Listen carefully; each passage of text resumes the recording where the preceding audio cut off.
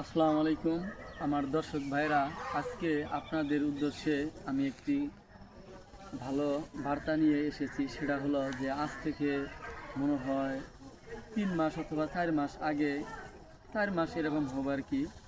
4 মাস আগে আমি একটি ভিডিও তৈরি করছিলাম। সেই ভিডিওটি হলো মূলত আমার সাথে যাকে দেখতে পাচ্ছেন, আমাদের মালতী এলাকার ছেলে মোহাম্মদ রিপন মিয়া। হয়তো আমার দর্শকেরা অনেকেই মনে ছিল না, তিনি আসলেই মানসিক ভারসাম্য একটা রোগী ছিলেন।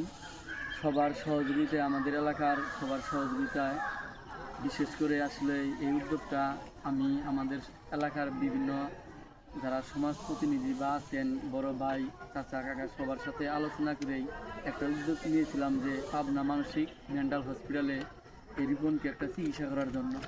হয়তো দর্শকেরা আপনাদের মনে আছে কিনা, আজকে আমি সেই ভিডিওটি একটু আপনাদের দেখাই। আপনারা হয়তো লক্ষ্য করছেন, অনেকেই হয়তো ভুলে গেছেন।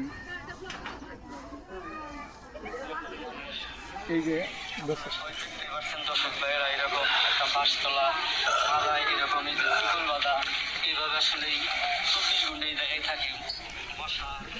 আপনাদের হয়তো অনেকের এই ভিডিওটা দিকে একটু মনে করবো এই রিপনের কথা। তাই আসলে বলতে চাই যে এই দুনিয়াতে মাটির উপরে আপনারা যতদিন বেঁচে আছেন, সবাই অবশ্যই আমাদের সমাজে এরকম হাজারো রিপন যারা আছে তাদের মুখে হাসি ফুরাবেন। রিপন, তুমি কেমন আছো? একটু জোরে বলো। তুমি এই যে সবার সহযোগিতায়, মানে সবার আন্তরিকতায়, ভালোবাসায়, সবার দোয়ায় তুমি আজকে সুস্থ হয়ে ফিরে আসছো, তাতে তোমার কেমন লাগছে? ভালো লাগছে?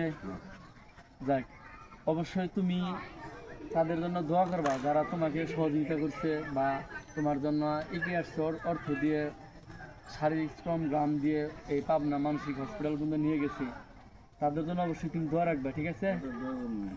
ইনশাল্লাহ। আর আমার দর্শক ভাইরা, এই ভিডিওটা আপনারা বেশি বেশি লাইক, কমেন্ট, শেয়ার করবেন, কারণ এরকম ভালো কাজ যেন আরও সামনে করতে পারি। সবাইকে অনেক অনেক ধন্যবাদ। আসসালামু আলাইকুম।